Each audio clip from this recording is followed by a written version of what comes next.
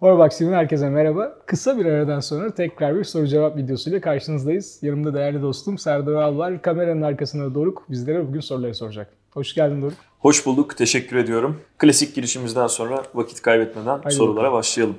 Bu ilk soru çok hoşunuza gidecek. Cevaplarınızı merakla bekliyorum. Bilerek ya da bilmeyerek hiç sahte saat aldınız mı? Evet, senden dinleyelim.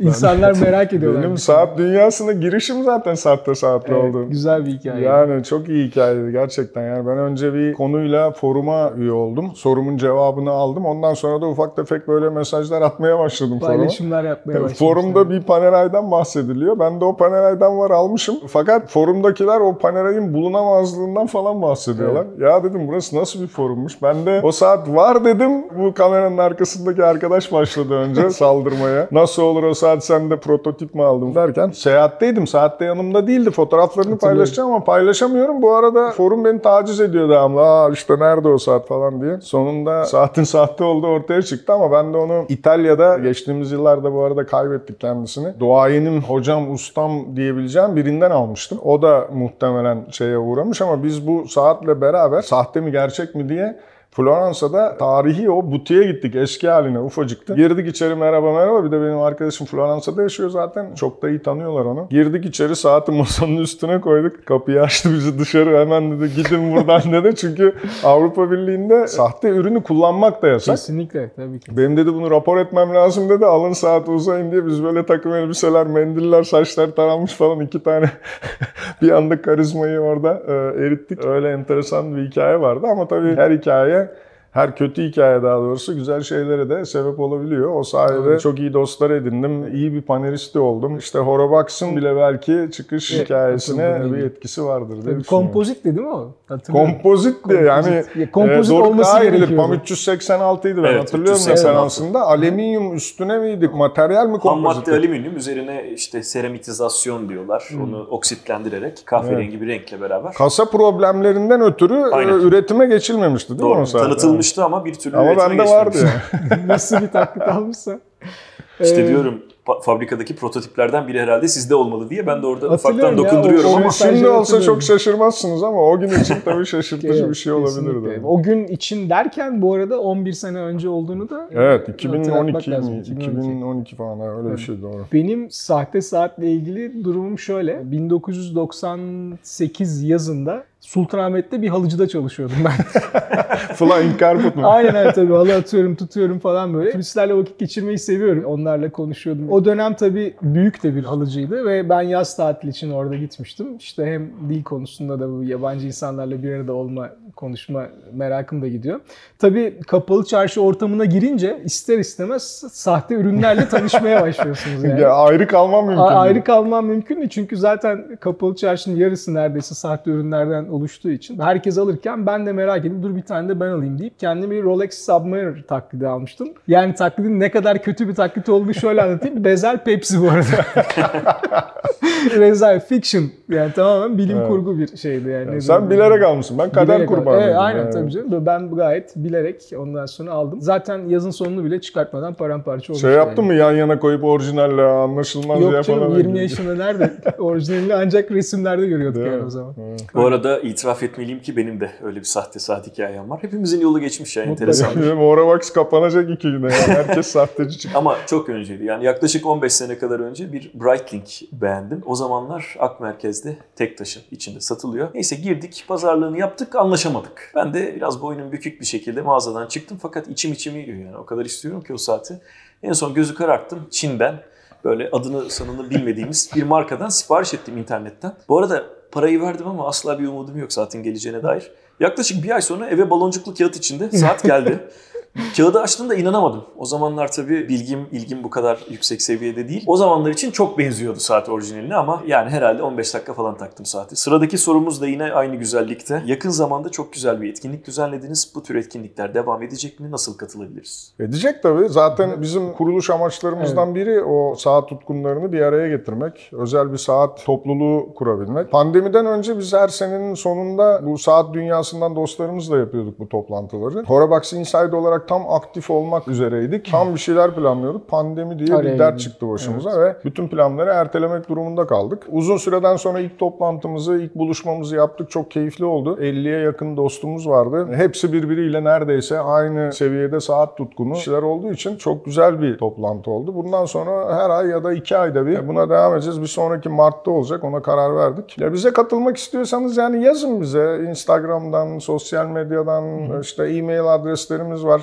Yani açığız, öyle Tabii bu ki. gelir bu gelemez diye bir şey yok. Tek kuralımız var, saat tutkunu olacaksın. İşin ticaret kısmıyla çok bağdaşmayacaksın. Zaten bir süreden sonra o ortamın içinde olup olamayacağına durum zaten karar Kendi veriyor. kendine, evet, Bu bir benim şekilde. için de öyle, Doruk için de öyle, Burak için de Doğru, öyle. evet. Biz zaten bu üçlüyü de bu şartlar altında Doğru. kurduk, birbirimizi bulduk ve geliştirdik. Yani devam edeceğiz. Bizlerle beraber olmak istiyorsanız dediğim gibi e-mail, sosyal medya, telefon bir şekilde bize yazabilirsiniz yani. Teşekkür ediyoruz. Sıradaki sorumuz, saat hobinize dair ne tür aletler, aksesuarlar kullanıyorsunuz? Bu kayış değiştirmek için aletlerimiz var. Evet. Tornavida kullanıyorum. Temizlik için farklı malzemelerim söz konusu. Başka benim aklıma bir şey gelmiyor. Benim Berjo'nun bir kayış değiştirme aparatı var. Çift uçlu. Çok uzun zamandır kullanıyorum. 11-12 sene olmuş olması lazım. 2 tane loop'um var. Farklı büyütme özelliklerinde. İşte göz çukuruna yerleştirilen. Tabii şu tepsilerden kullanıyoruz evde. Hatta evin birkaç yerinde var artık. Onlar var. Bunun dışında Devit diye bir marka vardı, hatırlarsın. Çok güzel bir saat temizleme kiti vermişti. Böyle fırça, Evet, sprey evet. ve bezden oluşan. O var. Onu hala kullanıyorum. Sprey kısmı kalmasa da. Genel itibariyle bunlar var. Bunun dışında işte aslında birkaç böyle kapak açma aparatı falan gibi şeyler de var ama evde saatleri o kadar kurcalamadığım için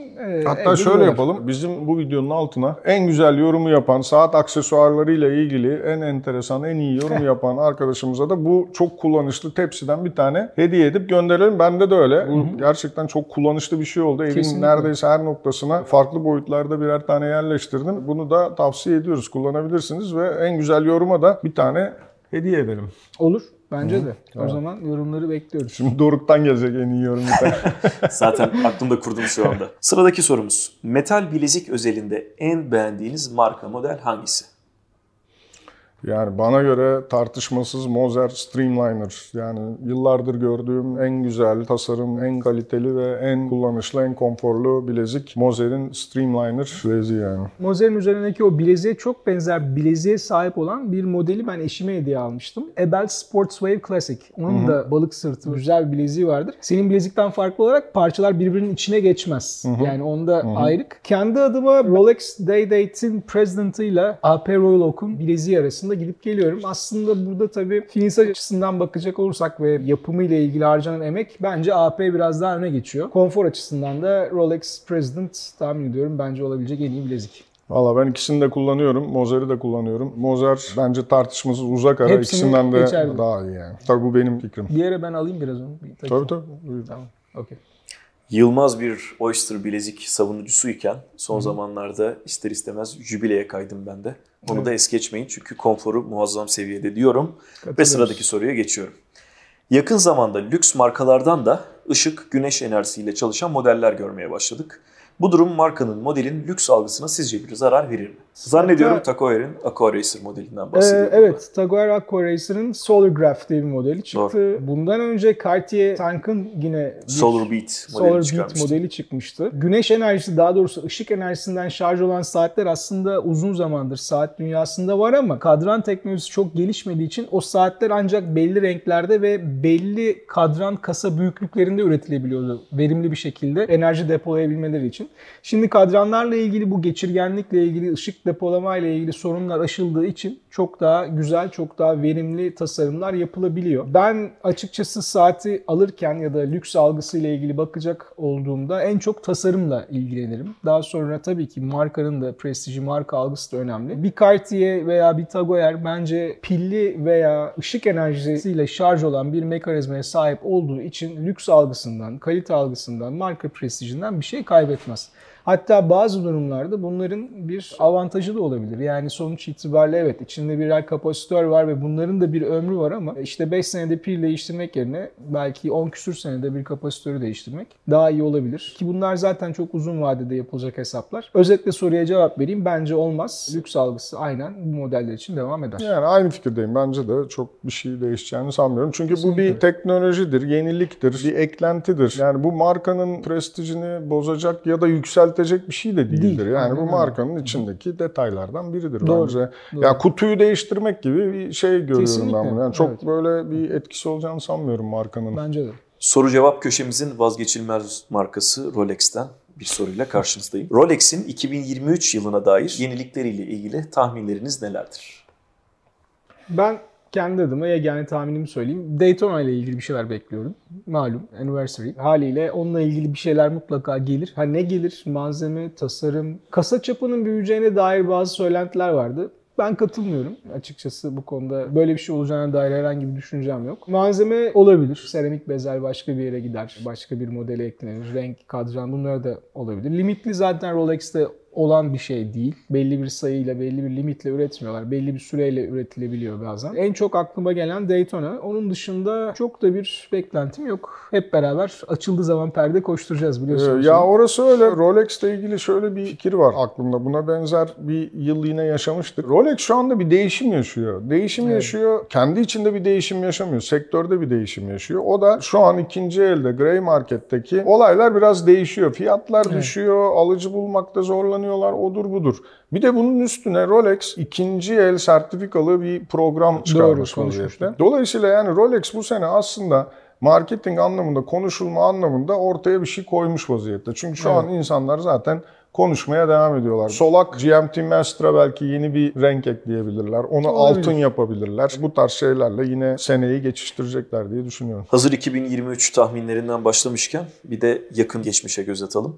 Yakın zamanda düzenlenen Louis Vuitton Watch Week 2023 bünyesinde tanıtılan modellerden favorilerinizi merak etmişler. Biz zaten bu modelleri yaklaşık 3 ay önce basın farkıyla görme şansımız oldu. Hatta Zenith'in Skyline'ın iskelet kadranlısı herhalde bir 6 ay önce bize geldi. İncelemesini yaptık, baktık. Dolayısıyla beni çok heyecanlandıran bir şey yok ama saat dünyası olarak bakarsak Skyline'ın 36 milim modelleri bence bu sektörde kendine çok ciddi yer bulacak bir model olmuş diye düşünüyorum. Ben de dediğim gibi Monza'yı beğendim. İşte editoryal açıdan bakıp onu bir ürün olarak fiyatından ayrı değerlendirdiğimizde benim hoşuma giden şu oldu. Şimdiye kadar yapılan bütün Monza'lar hep retro Monza'lardı. Hep vintage inspired Monza'lardı. Yani ilk yeniden üretilen Monza'dan 2000'li yılların sonlarında çıkan Monza'dan senin aldığın Ferrari pilotlarına verilen Monza'nın reissue olanına kadar hep vintage temalıydı. Bunun yanında mesela Heuer Classics serisinden Carrera ve Monaco ilginç pek çok kadran, malzeme, fonksiyon gibi seçeneklere kavuşmasına rağmen Otoya'da halk oylamasıyla yeniden yaratılıp çok güzel bir kronograf hale gelmesine rağmen Monza çok fazla uğraşılan bir model ailesi değildi. Klasik Heuer ürün grupları arasında. Dolayısıyla yastık kasalı cushion case dediğimiz formatına rağmen ve klasik duruşuna rağmen Monza'nın renkli iskelet kadranı ve karbon malzemesiyle çok güzel uyduğunu düşünüyorum. Ben saati görsellerinden çok beğendim. İnşallah yakın zamanda canlı inceleme fırsatım da olur. Dediğim gibi tasarımsal manada, mekanik manada, özellik manada benim çok hoşuma gitti. Bir sonraki sorumuz. İncelemelerinizde yer verdiğiniz markalar, modeller sadece Türkiye'de resmen temsil edilen isimlerle mi sınırlı? Hayır değil ama tabii büyük bir bölümü öyle. Kesinlikle. Bunun sebebi de bizim saate ulaşabilmemiz lazım. Evet. Yani ulaşamadığımız bir saati incelemenin ya da onun hakkında tabir yerindeyse ahkam kesmenin bir anlamı yok. Anlatmayı anlatırız. Bir sürü elimizde basın bülteni var, fotoğraflar da var ama biz Horavax olarak her zaman tercihimizi canlı canlı görüp inceleyebildiğimiz, hatta bir süre bizde kalan, yani sadece görüp geri göndereceğimiz değil fuarlardaki gibi, aslında bize denememiz için, kolumuzda takıp tecrübe edip deneyimlememiz için gönderilen modellere öncelik veriyoruz. Sonuç itibariyle her hafta bir video yayınlamaya gayret ediyoruz. Bu tabii bayağı bir emek ve zaman alan bir iş.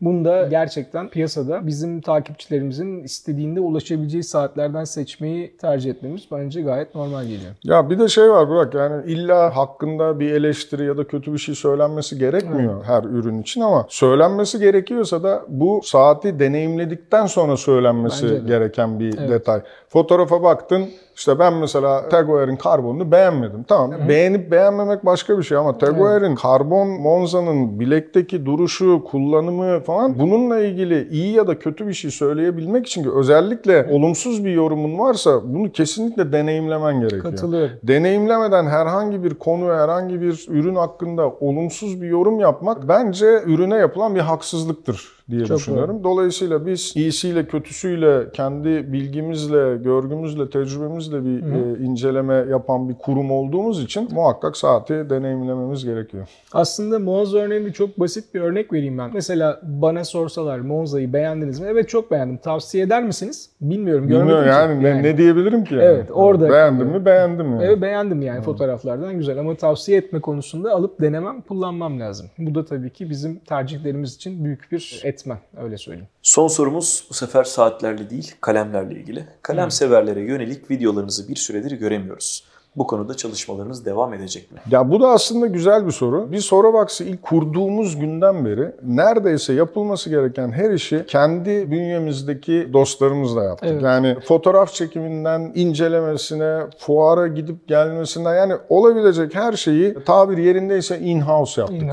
Bunun sebebi de kalıcı olmak istiyorduk, devamlılık istiyorduk. Dolayısıyla hani in-house özelliğinin dışına çıktığın anda maalesef bir devamlılık sorunu yaşıyoruz. Hatta bizim yaptığımız bütün projelerde bile bu devamlılığın peşindeyiz. Bir sürü proje var önümüzde, ama devamlılığını sağlamakla ilgili bir tedirginliğimiz varsa o işe de kesinlikle girmiyoruz. Sebebi bir eksiklik, bir sorun değil. İşte Mont Blanc'la tekrar oturup bu işle ilgili bir proje başlatmamız lazım. Sevgili Buminan'ı yakalamamız lazım falan filan. Doğru, yani bir sürü proje var aklımızda. Ben aslında lifestyle bir şey olsun, otomobil olsun, işte ne bileyim belki teknoloji, bunların hepsini istiyoruz. Hepsi hakkında konuşabilecek, aslında söyleyebilecek şeylerimiz var, ama sonuç itibariyle saatlere konsantre insanlar olduğumuz için diğer konularda saatlere verdiğimiz önemi, değeri gösteremeyebiliriz, hakkını veremeyebiliriz diye düşünüp bu işi daha profesyonel yöntemlerle çözmeyi tercih ediyoruz. Ama o zaman in-house sınırları dışına çıkıyoruz ve bu da bizim için devamlılıkla ilgili bir